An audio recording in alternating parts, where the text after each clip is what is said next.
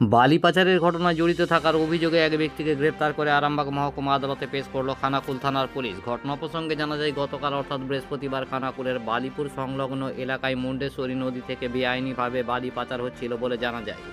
Police গোপন সূত্রে খবর পেয়ে ওই এলাকায় হানা দিয়ে অভিযান চালিয়ে খানাকুলের সেকেন্দ্রপুর সংলগ্ন এলাকা থেকে একটি বালি বোঝাই ট্রাক্টর সহ এক ব্যক্তিকে গ্রেপ্তার করে খানাকুল থানার পুলিশ।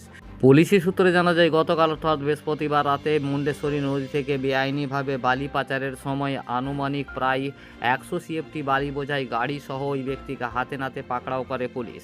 জানা গেছে, ধৃত ওই ব্যক্তির নাম কুমারেশ মণ্ডল, তার বাড়ি চিলাডাঙ্গা এলাকায় বলে জানা গেছে। বালি বোঝাই গাড়িটি পুলিশের পক্ষ থেকে বাজেয়াপ্ত করা হয় বলে জানা যায়। ধৃত ওই ব্যক্তিকে আজ শুক্রবার সকালে আরামবাগ মহকুমা আদালতে খানাকুল থানার পক্ষ থেকে পেশ করা হয় বলে জানা গেছে। দেখুন বিস্তারিত।